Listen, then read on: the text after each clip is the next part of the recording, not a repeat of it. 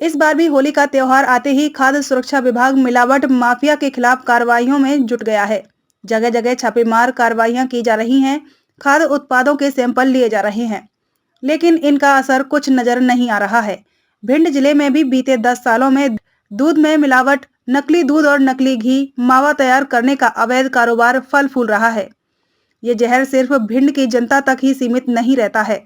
मिलावट माफिया इन नकली उत्पादों को अन्य जिलों और प्रदेशों में भी सप्लाई करते हैं। जिले की खाद्य सुरक्षा अधिकारी रीना बंसल ने बताया कि भिंड में मिलावटखोरी बहुत ज्यादा है। जिले में नकली या मिलावटी दूध और मावा तैयार किया जाता है। ये उत्पाद चंबल से अन्य जिलों के अलावा यूपी, राजस्थान, मध्य प्रदेश, दिल्ली, बिहार, झारखंड तक सप्लाई होती है। कई बार इस कार्रवाइयों में इसका खुलासा हुआ है। पिछले साल 2021 की पहली तिमाही में मिलावट और नकली दूध के लिए करीब 70 सैंपल लिए गए थे, जिनमें से जांच रिपोर्ट आने पर 33 सैंपल फेल हुए। 10 मामलों में एफआईआर दर्ज कराई गई थी। वहीं इस साल जनवरी, फरवरी और मार्च महीने में खाद्य सुरक्षा विभाग ने अलग अलग स्थानों में 49 सैंपल लिए, जिसकी रिपोर्ट आनी बाकी है। हालांकि एक मामले में एफआईआर भी दर्ज कराई गई है। रीना बंसल के मुताबिक खाद्य सुरक्षा विभाग की ओर से एफआईआर उन प्रकरणों में कराए जाने का प्रावधान है जहां छापामार कार्रवाई हो और ऑन स्पॉट मिलावट या नकली माल तैयार किया जाता पकड़ा जाए। इसके अलावा यदि किसी जगह से लिया गया सैंपल फेल होने का कारण उसमें असुरक्षित या अमानक पदार्थ हो जो मानवीय जीवन और स्वास्थ्य के लिए खतरनाक है। नकली दूध तैयार करने का तरीका जीवन से खिलवाड़ करता है। जिले में हुई कई कार्रवाइयों पर पता चला कि दूध तैयार करने के लिए मिलावट माफिया केमिकल का प्रयोग करते हैं जो सेहत के लिए खतरनाक होते हैं। रीना बंसल ने बताया कि नकली दूध बनाने के लिए भी शुद्ध दूध का इस्तेमाल होता है। माफिया शुद्ध दूध से घी निकाल लेते हैं और उसे महंगे दामों पर बेचते हैं।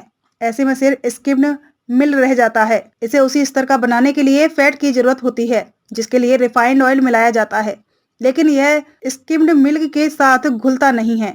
इसे ठीक से मिलाने के लिए माफिया डिटर्जेंट पाउडर या लिक्विड डिटर्जेंट जैसे केमिकल का उपयोग करते हैं, जिससे यह दूध और रिफाइंड ऑयल को आपस में मिला देता है और नकली दूध तैयार हो जाता है। मिलावट करती हैं दूध में, मावा में, तो वो कितनी घातक है इंसानी शरीर के लिए और किस तरह के मरीज आपके पास आते हैं, क्या क्या परेशानियां लेकर के?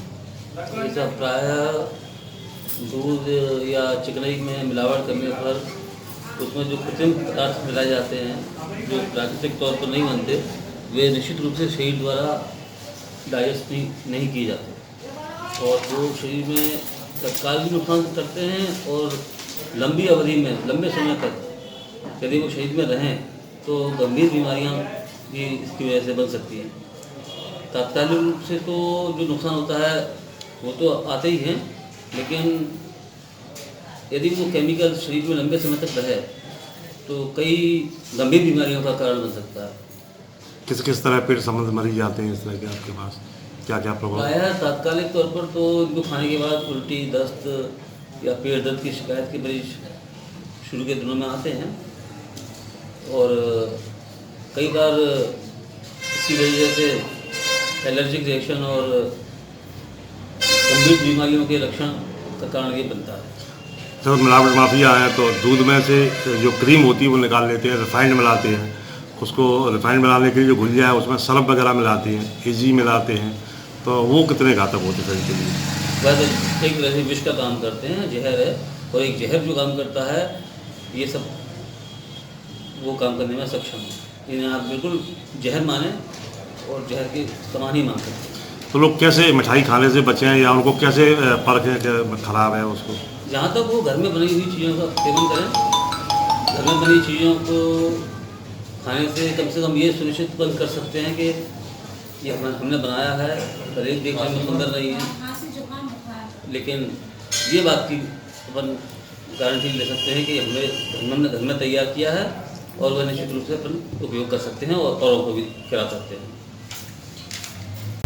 अभी श्रीमान कलेक्टर महोदय के आदेश से अभी टीम बना दी गई है, तो घर पकड़ जारी रहेगी और अभी हम लोग भी निरंतर कार्रवाई कर रहे हैं। फूड विभाग के अधिकारी हम लोग मिलकर और निरंतर नमूना कार्रवाई की जा रही है। लास्ट ईयर जनवरी, फरवरी, मार्च में लगभग 70 सैंपल हमारे द्वारा कलेक्ट किए गए थे। उनमें से 33 सैंपल अवमानक पाए गए हैं और उनके प्रकरण माननीय न्यायालय में दर्ज कर दिए गए हैं। उसके अलावा लगभग 10 FIR दायर की गई थी संबंधित थानों में अभी फ़िलहाल 50 सैंपल लगभग हो चुके हैं जनवरी, फरवरी, मार्च में, और निरंतर सैंपल्स कार्रवाई चल रही है। उसके अलावा एक FIR भी कराई है अभी रिसेंटली मार्च में।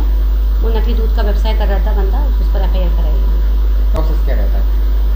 एक्चुअली में जो मिलावटखोर हैं जो मुख्य रूप से भिंड में देखे जा रहे हैं, उसमें वो लोग जो प्योर दूध होता है उसमें से सबसे पहले जो फैट है उसको निकाल लेते हैं और उस फैट का उपयोग घी बनाने में करते हैं और फिर घी को विक्रय कर देते हैं। और जो दूध बिना फैट का रह जाता है इसको स्किम्ड मिल्क दूध बोलते हैं, तो उस दूध में वो रिफाइंड मिला देते हैं, उससे फैट का स्तर बराबर हो जाता है। और उस फैट को मिलाने के लिए कोई भी रेंजी या सर्फ या कुछ भी यूज़ करके उसको मिला देते हैं उसमें दूध में।